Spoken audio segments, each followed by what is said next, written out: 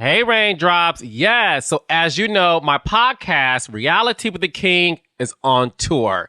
And my next stop is live in New York City with the one, the only Queen of New Jersey, Teresa Giudice. Yes, on Tuesday, June 18th at the City Winery, Teresa Giudice and I will have a live conversation in front of a live audience. Make sure you get your tickets now. Log on to my website, kingdomrainint.com. Hit the tab that says tour, and me and Teresa Giudice cannot wait to see you on Tuesday, June 18th in New York City. All right, Sunny. Well, welcome to this season of Love and Marriage Huntsville. Thank you. Uh, on behalf of the viewers of the show, fans of the show, we're very happy to have you and your story be a part of this cast. And we want to get to know you more. We have some questions for you today, but I want to start by getting to know you, right? Because you are a new addition to the cast. In front of the camera, we know you spent some time behind the camera. Mhm. But why don't you talk to us about that? How you came to be a part of the Love and Marriage Huntsville family behind the camera up until today. Well, I have been a producer and working in the industry since 2017. Okay. I spent some time in LA working on scripted projects and did several TV shows. And then I kind of worked my way over into the unscripted world, just, out networking, submitted my resume. And finally, I got the opportunity, the call to be a part of the Love and Marriage Huntsville crew. Now, before I joined the crew, I hadn't really, I didn't watch the show much because it's something about like working in the industry, you don't watch much TV. I get that. I Um, get it. yeah, so I had to kind of go back and watch some old tapes and kind of just see who the people were. But I really enjoyed, working in the reality TV space. Right. And you had worked in television production previous, before you worked with Love and Marriage Huntsville, correct? Yes. More Okay. scripted. I did a couple reality shows, but they weren't as, I guess the process wasn't as long as the love and marriage process. They Yeah. filmed pretty much almost all year. I had done some smaller projects, 1 or 3 months, and then we would go off because as a producer, you kind of move around a lot. Yeah, for sure. When you in your previous work experiences in television, had you been interested in becoming on-camera talent before? Is that a desire you had, or are you pretty much Yeah. focused on the production component?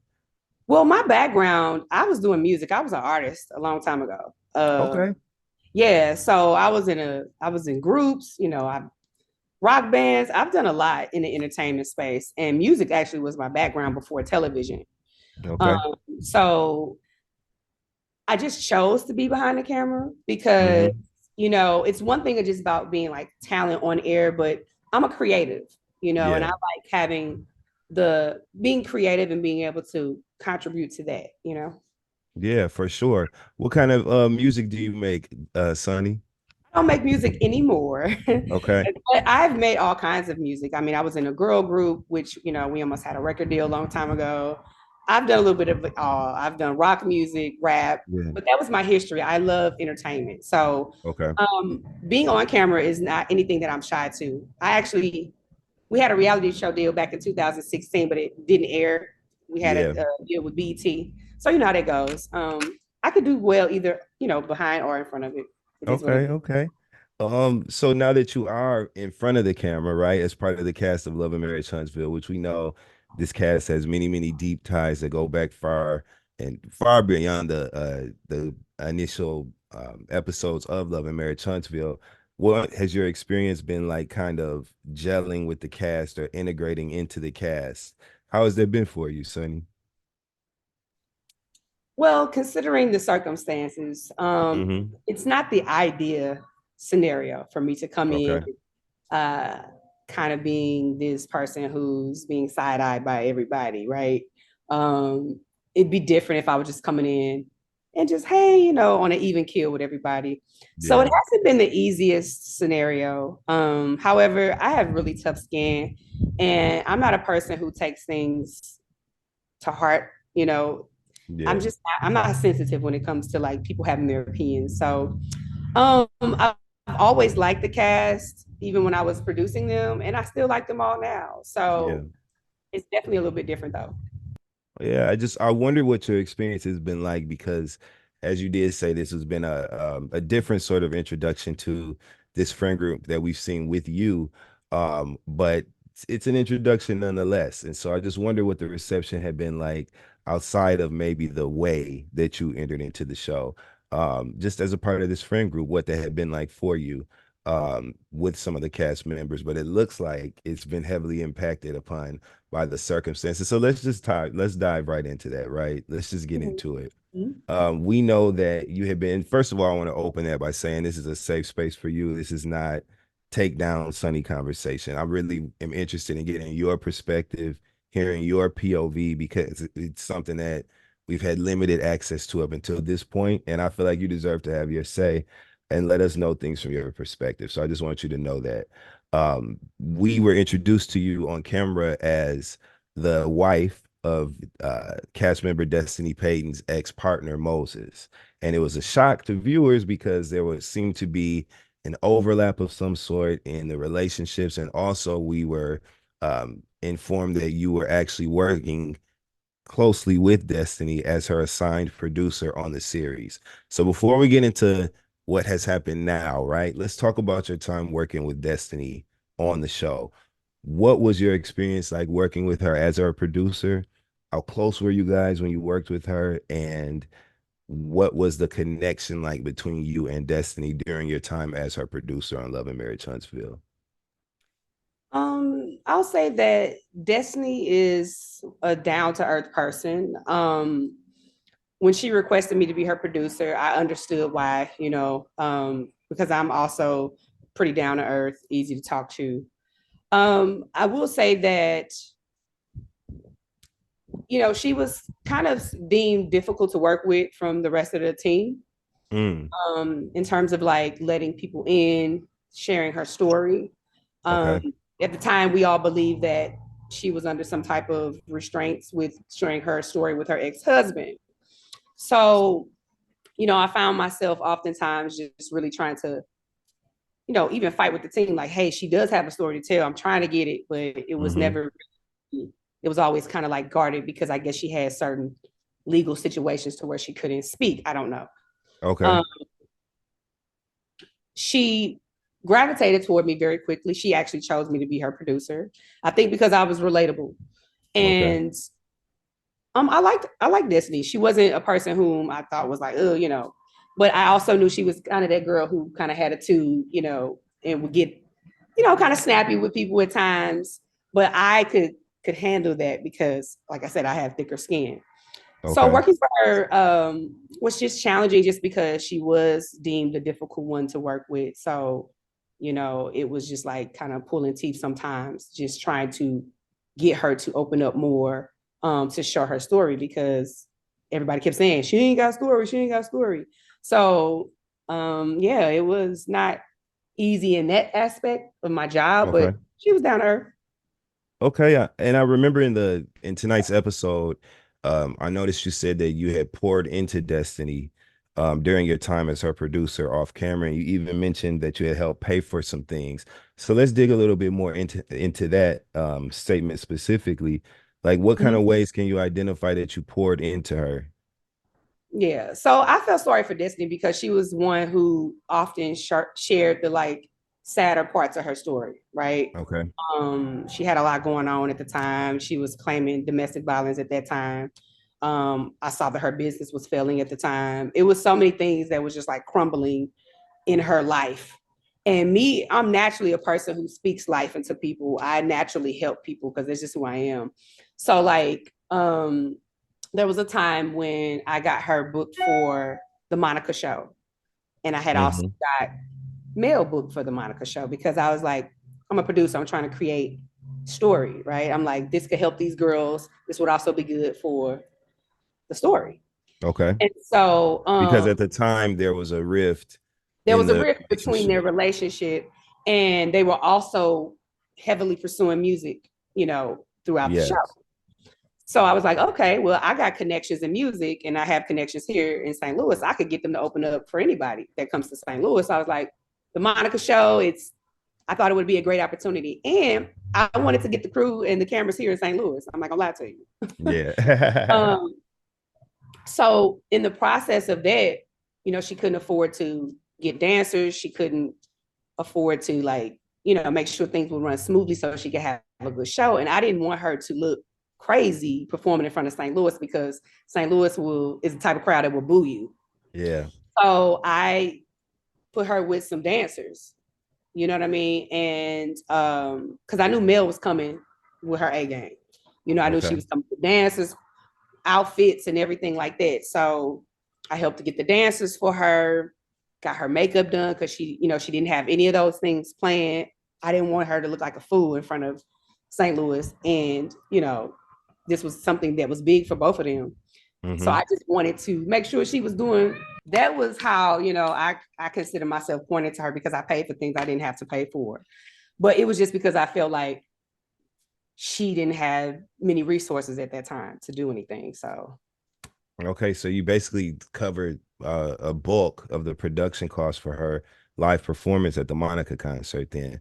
Were there other ways that you can identify that you sort of poured into her?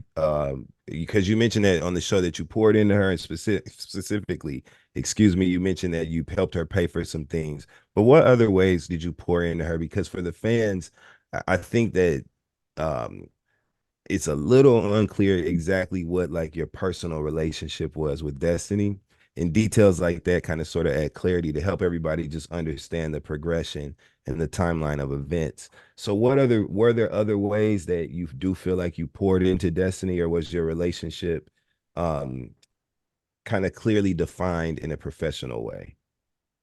Well, for me as a producer, you talk to these people every day in terms of trying to get them to open up and tell their story. Yeah. And Destiny was in a really broken place. So oftentimes she would just kind of, not, I'm gonna say complain, but kind of just be in that space a lot. Yeah. So I'm a person who I speak life into people. So I would find myself just kind of always speaking life into her in terms of like, okay, look, you got to just pick it up and stride, keep moving. Your business is failing, but here, these are some things you can do. Cause I'm an entrepreneur, just giving her advice all the time.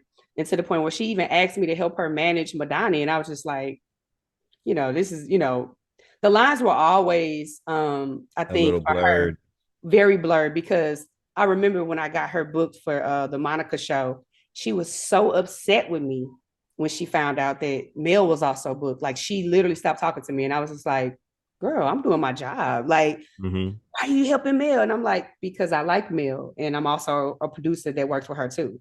Yeah. Let's be clear. And it was very much like, I could tell then, I was like, I'm just doing my job. I mean, you're cool.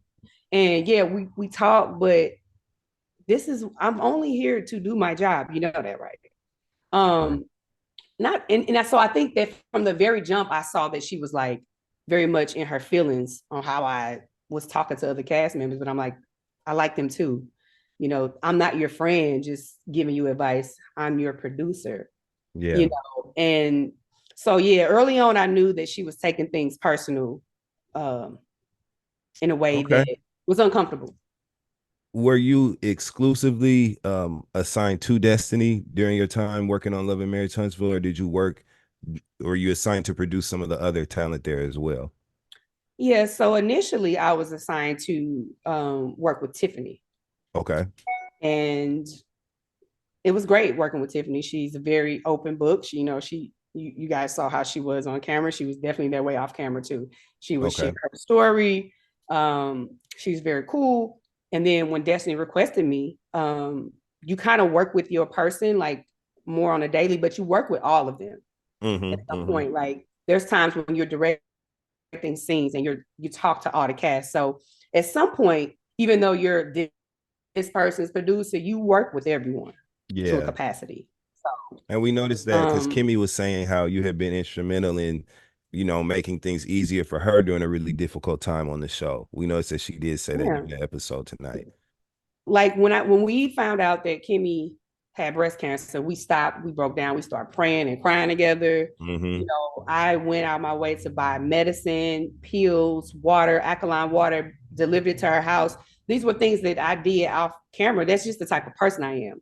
If I see a need and I can help somebody, I'll help a stranger. That's just Yeah. me and my way that I pour into people, because that's just a part of my purpose. And I think Kimmy knew what it was. You know, I think that we all had some type of relationship, work relationship at that point, but a friendship that, you know, people were putting on me, that's just something I don't take lightly. And I Yeah. don't think that we were there yet. You know, I just only knew Destiny for a couple months. You know what I mean? So yeah. So did you see, or were you ever like sharing space with your now husband Moses during your time as a producer working with Destiny? Because I believe at that time they were in relationship, correct? Yes, they were. Okay, okay. And so were you ever like around Moses? Did you ever share spaces with them during that time while you were working as a producer with Destiny? Sure. So there was one time that we were in the same space, like where we were Hmm. able to talk or be around each other, but it wasn't much conversation going on. It was she had a birthday dinner in St. Louis. Because when you're working on the show, you have different breaks. Uh, Yeah. and so while we were on break, she came to St. Louis and she was like, "Hey, come to my birthday dinner. It's at this place." And I was like, "Okay, cool." And so I stopped by. Again, this is me still trying to build that rapport, because as a producer, you have to build a rapport with them in Yeah. order for them to feel like I Be could talk to them. comfortable and yeah. So Hmm. I'm like, okay, she invited me to her birthday dinner, sure. And he was there. That was the first time that I'd seen them in the same space. Okay. And I knew some people there because, again, it was in St. Louis. So this is pretty much, that's my city. So I knew a couple of people at the table I was in Hmm. conversation with. And that was it. That was the only time I was in their space together. I know she has made it sound like it was so many times, but that was the only time like we were sitting around, able to be in contact and talk. So yeah. Okay. Mhm. And during that one time when you all were at her birthday dinner, were you like in conversation with Moses? Did you guys just say hi and bye, or what was your engagement like during that time with him? Yeah, it was really a high and by. He was a Hmm. very standoffish kind of guy. He's not a very talkative guy. He seemed very reserved at that time. So the most I remember saying is, "Hey, how you doing? All right, see Hmm. y'all later." And that was it, because I knew a couple of the people that were there who were from St. Louis, and was just in conversation with them, you know. More So focused on that. we didn't Yeah. really talk. Like I didn't know much about Moses, didn't really talk to him at the dinner party, and that was that. Okay, and so per what we saw on the show, uh we know that you ended up like running into Moses at another function locally in St. Louis where Mhm. you guys did kind of like say hello to each other. Yeah. What was that? Talk to us a little bit about that moment, because I think for a lot of people it's a lot of overlap and gray Sure. areas. I would love to just kind of shine some light on now to have people get a more clear understanding of who Sunny is, right? Because I'm sure Yeah. you want certain things attached to your name that may not belong there. And I'd love to Mhm. just give you an opportunity to just add some clarity for the viewers. So when it comes to the when we arrive at the point where you guys did run into each other socially in St. Louis, what was going on were you still working with the show at that time? Were you in conversation and communication with Destiny at that time? Just give me a general overview on what was going on at that moment when you did connect with Moses. So I was still working on the show at that time. This is Okay. all in the time that I was working on the show. Hmm. There was a family gathering, a very small, close-knit family gathering. Like my father was there, all of my cousins was there. I had some first cousins there. Like, so it wasn't like a open to the public event. And so he Yeah. came in, and as soon as I saw him, I'm like, "Oh, that's old boy, Destiny's boyfriend, right?" Hmm. So I hit her up because at the time, like I said, we were still working on the show, and I'm like, "Hey, I just seen your guy." She was like, "Oh, okay, that's what's up." And he came in, was a brief conversation, because I think I called her and was like, "Hey, here go your boo," because you know this is the type of, I saw him. I think I even showed him the phone or whatever, and he spoke to Hmm. her and he left because he was very much in and out. So it wasn't like we stayed there, hung out, chatted. I called him over because I had her on the phone and I was like, hey, Yeah. and they was like, oh, and it was like, boom, he kept it moving. So again, we didn't really have much conversation then because he's a very standoff kind of guy. And I Okay. wasn't really tripping off of him because again, that was someone's boyfriend at the time. Mm-hmm. And, I know that these lines seem blurred because of the perception she's put out there. But again, this was in 22 while I was still working on the show. Mm-hmm. Yeah. And that was the point where you all first actually basically met outside of the company of Destiny or Yes. anyone else. Okay. It was a chance meeting at your family gathering. Yes. Okay. And And so that's where did you the guys, cousin comment came in. I'm That's glad where you the cousin said that. comment came in because it was like, I was like, shoot, this is the first time I've seen this dude outside of her at my family function. I was like, we peoples. You know what I mean? Okay. In St. Louis, we say that. Like, that's my Yeah. people when they're so close with your family. Because it's like, oh, I have a connection. Like literally, come to find out later, I didn't notice at the time Mm-hmm. that he grew up with my whole family. Like Wow. Okay. they're almost more like cousins. You know what I'm saying? Like he literally Mm-hmm. grew up with these guys. And so that's when I was like, oh, that's my people. And I Okay. think she took that as like, y'all cousins. I never, claimed that this guy was my straight blood cousin. I just said, that's my people's. He's here at my family gathering. That's what we say in St. Louis when you got some connection. So Yeah. The cousins. I get it. yeah, So did you see him again at any other family functions that was or it. so the next time you saw him is when you all formed a different type of connection? Was a year later. It was a year after that family event. Yes, the next year. Okay. So that was Had- back in 22. Okay. Moses and I saw each other July of 23. Okay. And that is when you all had made a connection. Now, what was the status of his relationship with Destiny at that time? I really didn't know because at that time I wasn't really talking to Destiny. I wasn't on the show anymore at that point. Okay. And then when I saw him, it was again through my family. I was literally in Okay. a car with one of my cousins, and he walked up. We were in their neighborhood. He walked up to speak to my cousin. He spoke to me. I was handling some real estate stuff with my cousin, and he was like, "Hey, I do real estate. I got a couple properties I'm working on. I'm about to start doing some building." He was like, "I Mm-hmm. would love to exchange numbers and just network with you on that." I was like, "Okay, Mm-hmm. I do business. If it's a client there, cool." So when he first approached me, it wasn't even like, "Hey, baby, I want to get with you." It's more like, Okay. "You do real estate. You're here with your cousin right now, dealing with real estate. This is," and the cousin I was with was one of the ones he grew up with.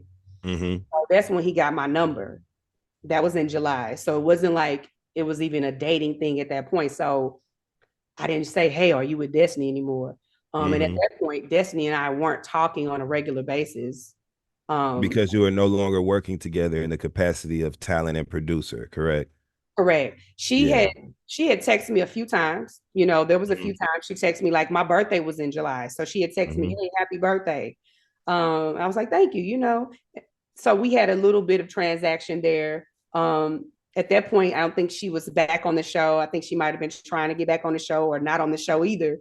So there was a little bit chatter there, but it wasn't like we were on the phone, "Hey girl," checking in every day. Like I can count on one hand how many times I talked to Destiny on the phone once I left the show. You know what I mean? Okay. So during your time, just dialing back just a little bit, just again to offer some clarity to the viewers, because I think there's an assumption that you were in a friendship with Destiny during your time working with her as her producer, where because of the nature of the way that you guys were working together, she shared personal information with you as a friend regarding her relationship with Moses. What do you have to say to that part of the conversation where people are suggesting that maybe you betrayed her and the trust in your relationship in that way by maybe having knowledge, of some sort of dealings that she had with your now husband Moses, and then entering to a relationship with her? Can you just clear that part up for the audience? I would love to. So I'm Yeah. gonna be honest with you. Destiny did not tell me much about this man. Okay. Um, she really tried her best to honestly keep him closed off from us. Because I felt like she maybe wanted to keep her relationship off camera or just more private because she was freshly out of a marriage. And our concern was more about that And this guy who she was dating at the time could never show up. It was at the time we were trying really hard to get him to be present. But I'm gonna be honest with you, like she really didn't share much. I didn't even know he was like where he was from in terms of my family and that connection. Didn't really know his real name. A lot of things were kind of in the dark because she just wasn't that open when it came to that relationship. Just like she wasn't with other things, just like her ex-husband. Only thing she was sharing me about was the abuse and all the hell he was taking her through with court. That was more of her topic. Was she only wanted to focus on business. She wanted us to talk about Madani. She wanted us to follow her doing her events and all of that. She really wasn't really that open sharing her personal business, to be honest with you.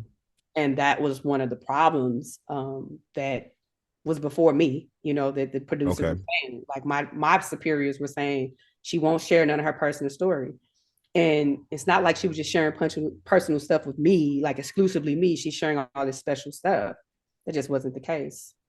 So there was not a private dialogue that took place where you appeared to be like a confidant for her in that way, outside of your capacity working as her producer. Because I think that's what people are assuming, right? That because you worked so closely hand in hand with her and she was documenting her life essentially at the point, a lot of people assume that maybe she was sharing with personal things with you regarding her relationship with Moses at the time, and you were privy to her relationship in a way that would make you starting a relationship with Moses a betrayal of some sort. And so what you're telling us today is that that's simply not true. It did not happen. You did not have conversations like that with her.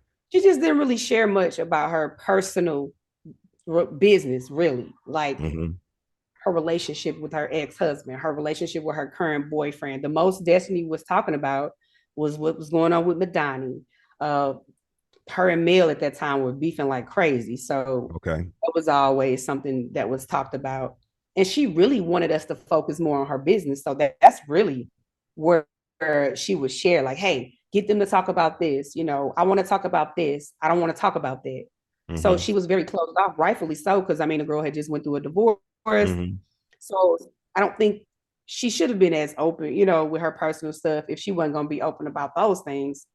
And so it wasn't like she was just up laying telling me everything that was going on with her and Moses. That just wasn't the case. Okay. And so let's fast forward just a little bit then to that day in July when you did reconnect with Moses and you guys exchanged contact information about some possible real estate ventures together or working together on real estate things. I know that on the episode tonight you said that initially you declined his advances toward you. So talk to me about the shift in you and Moses potentially discussing like a business partnership of some sort, and then things kind of taking a turn in a personal direction. How did all of that happen? So it took a couple weeks for him to even call.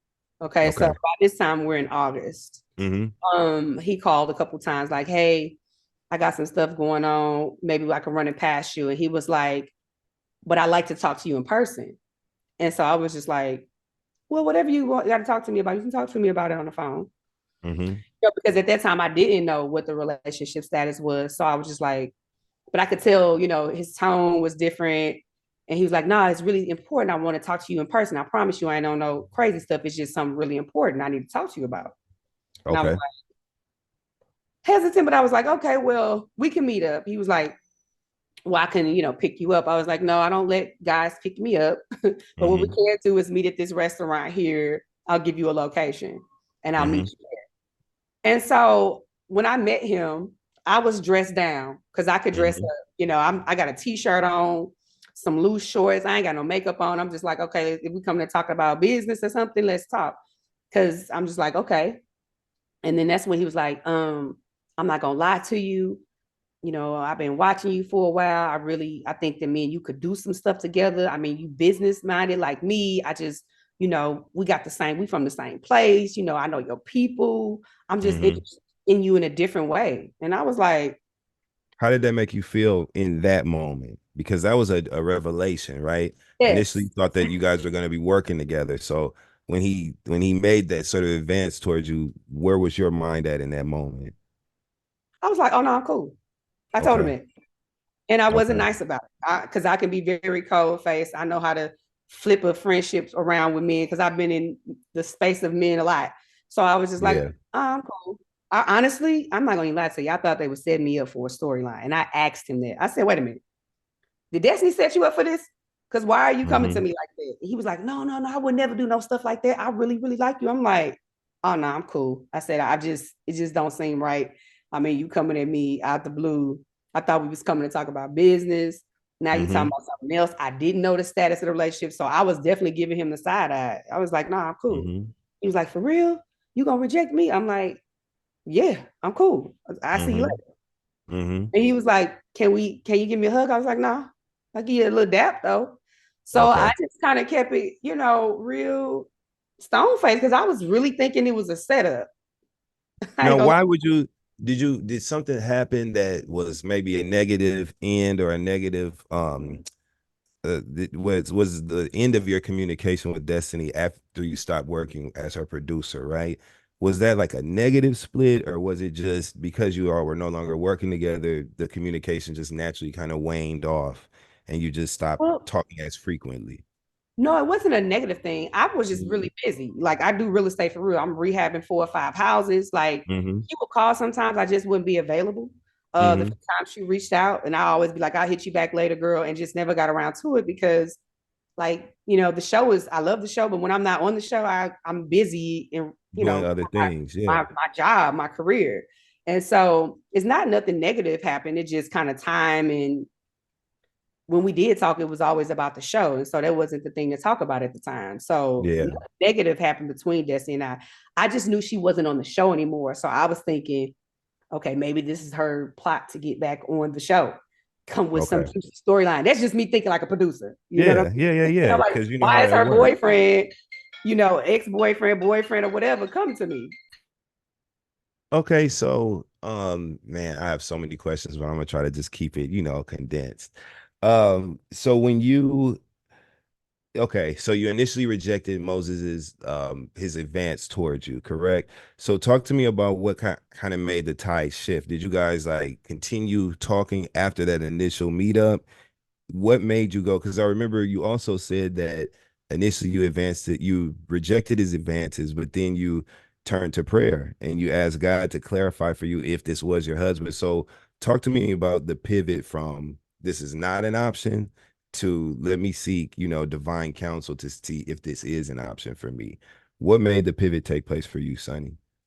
Okay. So my whole life, I have been a person who stuck by certain codes and certain Mm-hmm. things just off principle, right? Yeah. And this was the first time, let's be clear, this is the first time I ever dated someone knowing their ex. Okay. But I also have learned me giving people a certain amount of loyalty just because it Mm-hmm. never served me any real purpose without there being like a true friendship to be loyal to.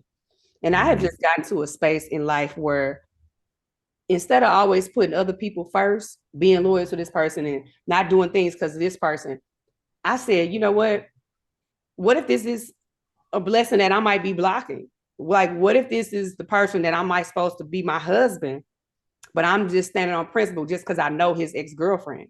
Mm-hmm. And so I went to my accountability partners, which I have a small circle of real friends, and I Mm-hmm. talked to them about each and every one of them. I talked to them about the scenario. Mm-hmm. And I was like, this guy just came to me, like, I don't know what the hell, you know what I'm saying? But at the same time, I had been praying and praying, like, Lord, if it is for me to have a husband, and these things, bring it to me, let it be clear. So I honestly prayed about the situation. I was like, and if you tell me no, I'm gonna stick with my no. But if you tell me something different, then I'm gonna take a chance and take a limb, go out on the limb. And literally, like, after talking to my friends, they was like, well, we don't even know her. So she ain't your friend, they like, you just knew her from work. It ain't no big deal. Like, she do the same to you, da da da da. And I'm like, okay, well, still, let me just pray about it. Let me just see if it fits right. And after praying about it, I literally everything said yes. God said this could be your husband.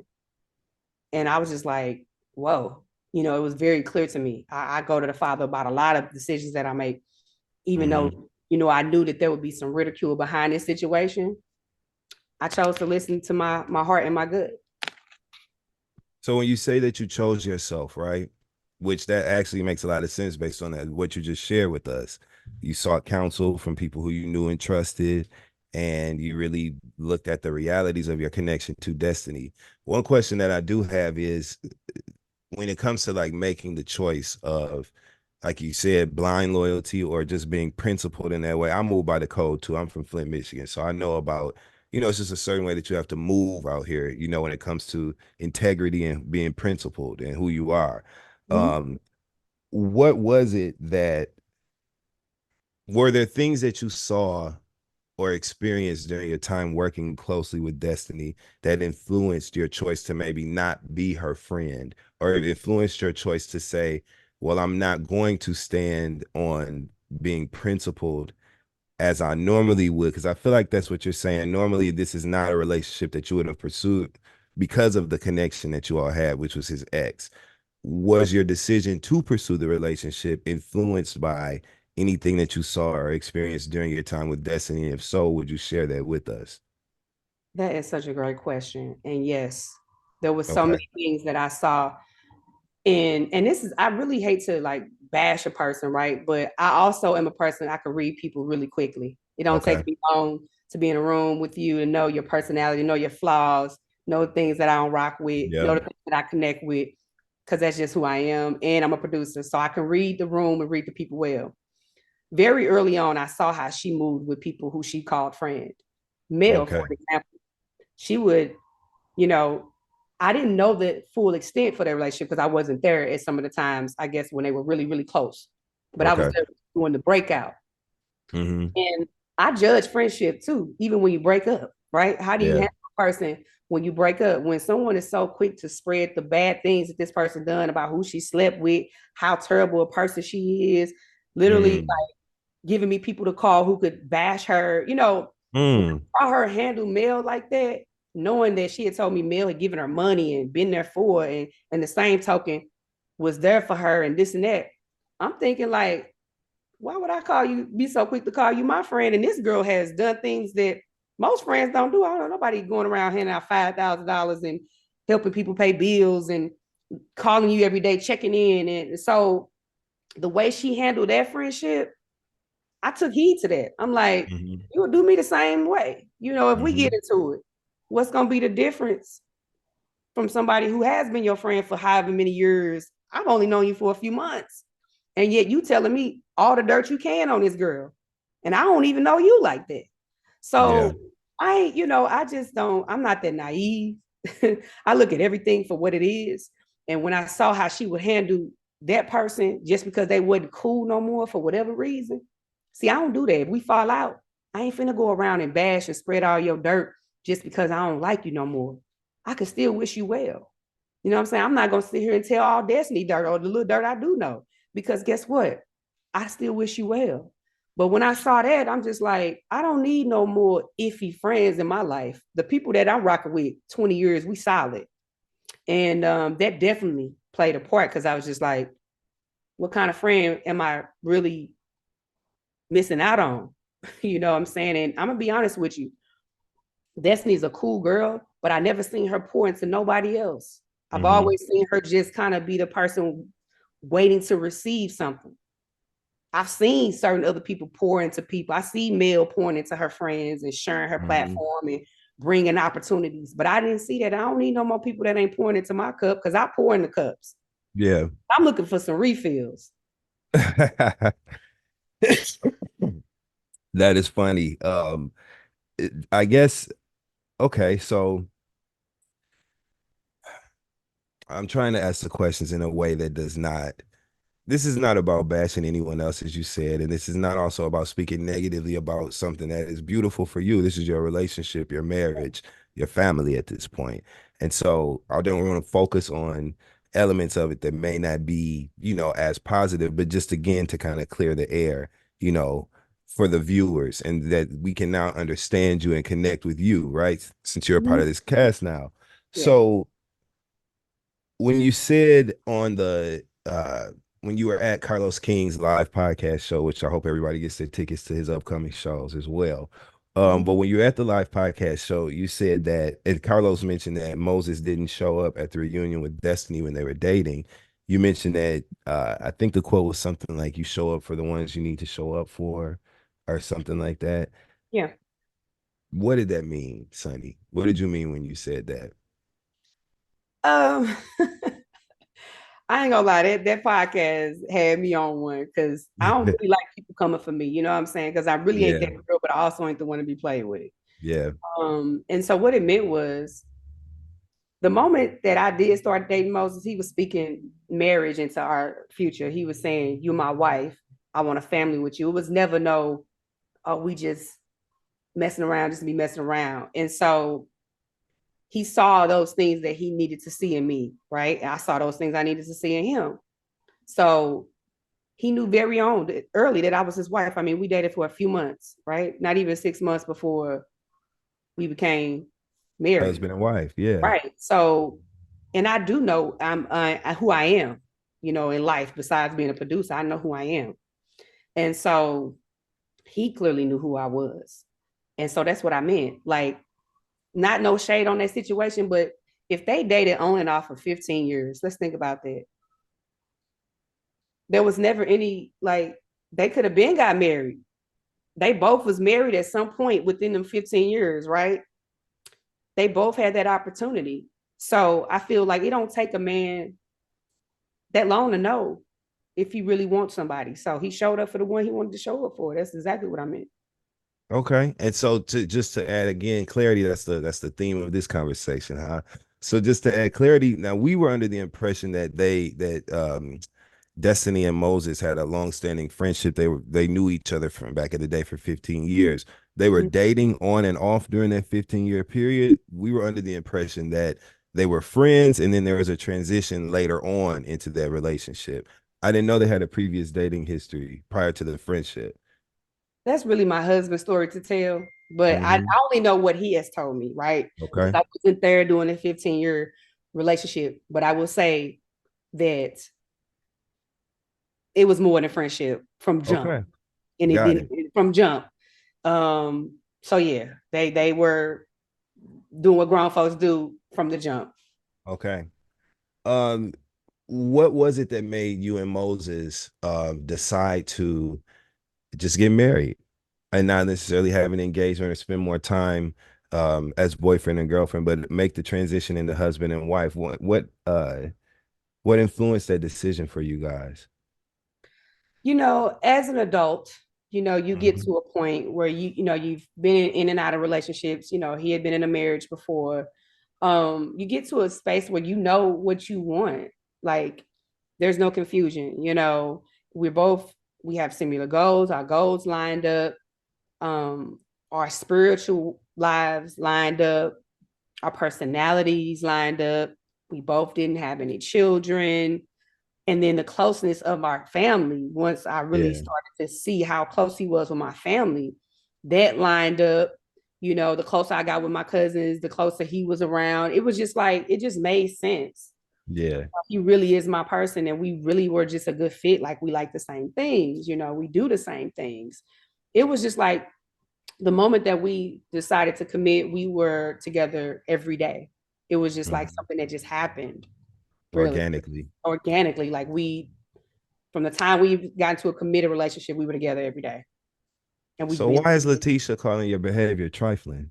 What do you think motivated Letitia saying that you getting in this relationship with Moses, or her equating the story of you all, getting together with trifling behavior? And how did you feel about her saying that to you? I think because she's Destiny's friend, right? And so Hmm. Destiny's coming from a place where she's hurt. And Hmm. I think at this point, you know, she wants to make it seem like, and I could see how she would think that, oh, they had to have been eyeing each other while I was working, and it had to been the whole time, but it just wasn't that. You Hmm. know, I really did keep it professional when I was in her man's space. He ain't the first nice looking guy that been around in this industry. I've been around actual superstars and not Right. have to give them an eye. Um, Hmm. so I think Letitia being a friend to her is just feeling like just taking her side of the story without even really knowing it was a year later. And you know, that whole girl code thing, not messing with somebody that you know. But it's like, if you do that, girl, you can't mess with nobody. Because I know a lot of people, right, in this industry. And if you start sticking to these fake girl codes, I just didn't consider her a friend like that. I mean, let's just be real. Like, she wasn't my friend. Now, if she thinks that I was her friend, that's different. But she wasn't mine. So the codes that I didn't break no codes. I'm honoring God's code. Wow. Okay. And so if Destiny had been your friend, what you're saying is that it would not have been an option for you to Oh pursue no, not a at all. relationship with her ex. Yeah. Not at all. If any one of my friends exes can't even talk to me. I don't care if it was 10 years ago that they dated. He can't talk to me. Right. Because they've tried, you know, my real friends. And so I'm like automatically no. But again, there was some things that I saw in Destiny that I just didn't think that there would be a great friendship for me to honor and to have and to be like, this is my friend, seeing how she moved. Yeah. Her real friends. Like, nah, like, Well, I tell you what, Sonny, we're definitely looking forward to seeing the rest of this story play out. mm-hmm. Um, I'm definitely glad that you had the opportunity to tell your side of things today. You never know what can motivate a person's choices until you ask them. And so I think that we did offer some clarity to your story today. Yeah. I'm definitely looking forward to learning more from you and getting to see the totality of who Sonny is on screen. And you know, I wish you the best with this season. Is there anything that you want to say to the viewers or to the fans before we get out of here? I do know that the fan base from Love and Marriage Huntsville is fiercely loyal and they Yeah. are very passionate about the stories that are being told. So is there any way that you want to encourage the viewers to receive the story this season and coexist with each other down there in them comments because they go to war? Yeah. Okay. Yes. What do you have to say to the audience? I just want them to say that there's always more than one side, right? There's three sides to a story. And I also want you all to hear my husband's side of the story, right? Mm-hmm. And to not just be so quick to judge a book or a situation off of someone else's story, and just Mm-hmm. see the full totality of the situation. And that's all I gotta say. It's much more to me than just the man I married and the girl I used to produce. So yeah. All right. Well, thank you so much for your time today, Sunday. I'm sure we'll probably be catching up again before this season is out of here. So, Alrighty. yeah, thank you. Looking forward to chatting again. All right. All right. Thanks for having me. No problem.